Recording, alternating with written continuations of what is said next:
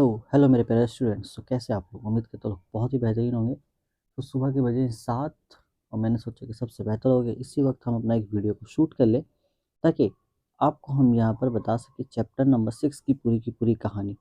तो इससे पहले कि हम चैप्टर में मेन टॉपिक पे जंप करेंगे, उससे पहले मैं एक ओवरव्यू आपको बताता हूँ एक्चुअल में चल क्या रहा था। हमने अभी तक जो भी चीज़ें देखी है वो सब यहाँ से इंटर रिलेट होगा। चैप्टर 5 में हमने देखा कि किस तरीके से जो प्रिंटिंग प्रेस था वो इवॉल्व हो रहा था हमारा।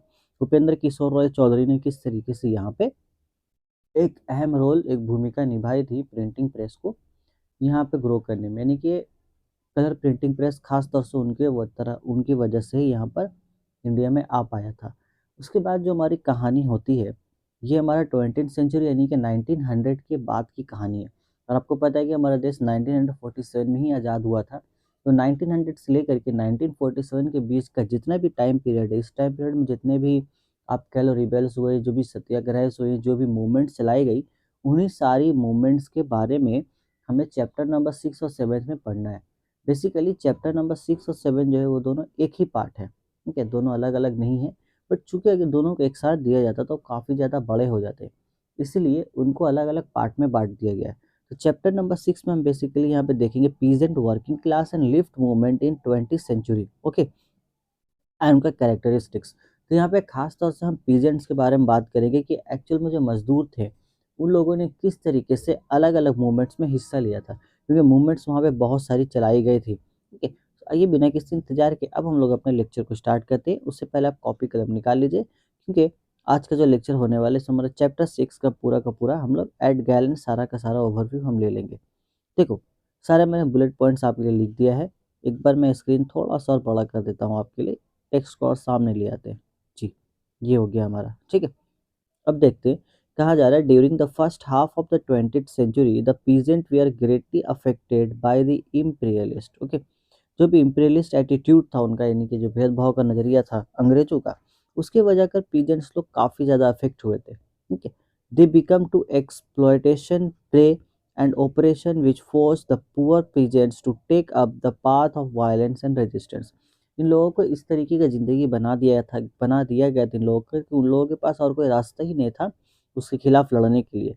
तो इसी वजह कर यहाँ पर उन लोगों को वायलेंस का थोड़ा सहारा लेना पड़ा, एट मीन्स रिबेल रेजिस्टेंस तो करना पड़ा, रिबेल करना पड़ा उन्हें, बगावत। अब अगर रिबेल करने जा रहे हैं कोई और सामने वाला आदमी आपको रोकेगा तो उसमें थोड़ा सा तो वायलेंस आपको देखने को मिलेगा ही मिलेगा, ओके। ये रीज़न था। दूसरा हमारे पास जो पॉइंट्स है वो है कि लाइक द पीजेंट मूवमेंट, जो भी पीजेंट मूवमेंट हुआ था, a new wave was noticeable among the working class. Peasant की तरह वर्किंग क्लास भी थे, जैसे कि हमारे पीजेंट तो किसान लोग हो गए, उसके बाद वर्किंग क्लास यानी कि मजदूर लोग हो गए। The economic distress of the workers, the poor working condition in mills and factories, the retrenchment of workers and several other causes gave birth to the labour movement. इस वजह के लेबर मूवमेंट हुआ था। सिंपल यहाँ से कह सकते हैं, जिस तरीके से अंग्रेजों के साथ भेदभाव हो रहा था सेम उसी तरीके से यहाँ पे जो पीजेंट्स थे उनके साथ भी भेदभाव किया गया। और उनको पहला बात तो वेज नहीं दिया, जितना वो काम करते थे उनके हिसाब से उनको वेज नहीं मिलता था, पैसे मिलते नहीं थे, और ज़रूरत से ज़्यादा उनको खटाया जाता था ज़्यादा समय तक। और तीसरा ये हो रहा था कि उनको मेडिकल सुविधा भी नहीं थी। ये सारे प्रॉब्लम्स उनके लाइफ में थे। तीसरा पॉइंट यहाँ पर हमारा है, the peasant community did not play any significant role in the anti partition movement, okay. जो हमारा पीजेंट कम्युनिटी था उन्होंने एंटी पार्टिसिपेंट मूवमेंट में कोई भी पार्ट नहीं लिया था। बट द स्वदेशी movement did not advocate land reforms and protection of the peasant form rental demands in a sense, 1 minute, in a sense, the anti-partition agitation did not center around the issues of the peasants community।